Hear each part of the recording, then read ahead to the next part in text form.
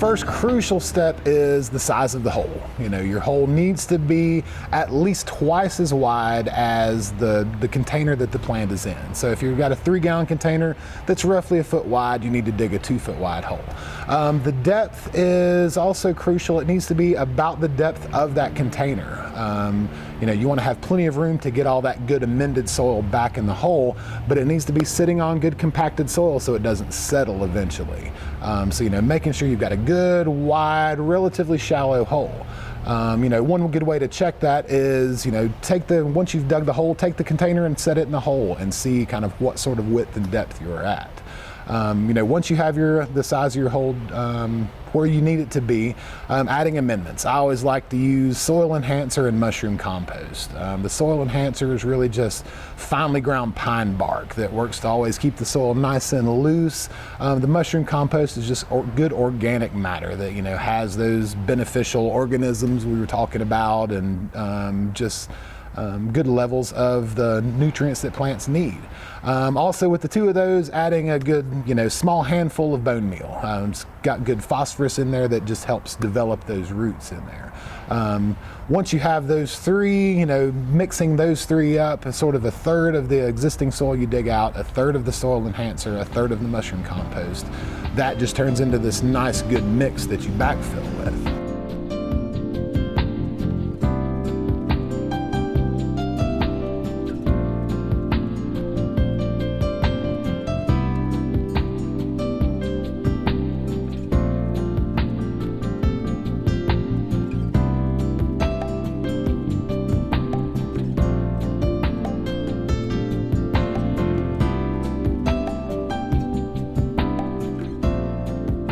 As you're putting that plant into the hole, making sure you're breaking up the roots.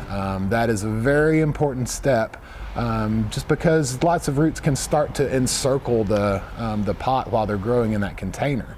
Making sure they're breaking up so they start to expand outward instead of running around in that circle that they've been growing in.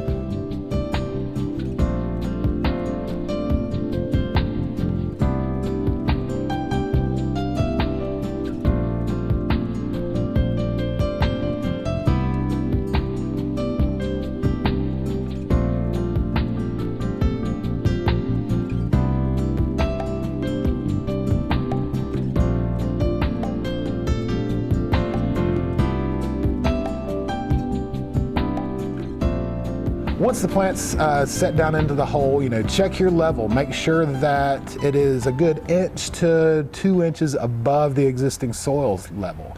You just really don't want to make sure you bury the plant. Getting dirt on top of that root ball is not good because it really does suffocate the plant. A lot of plants need to get some oxygen. So making sure that level is a little bit higher than the existing grade. As you start to backfill everything, make sure you're really working that soil in. Make sure it's really getting backfilled well, that there's no gaps, no air pockets that can just be spots that fungus or bacteria can start to live in. So make sure you're really backfilling it well. As you get to the top, the plant will look like it's sitting on a small mound by itself. And that's perfectly good. That's exactly where you want it to be. Once you get to that level, then get some mulch on top of there. When you're outside away from the plant, a good 2 to 3 inch layer is perfect. Once you get on top of the root ball, maybe knock it down to about 1 inch.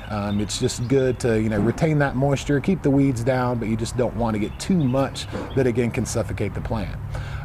Once you've got it in the ground, once you've got it backfilled really well with those great good amendments, then it's up to you just to make sure you keep it well watered.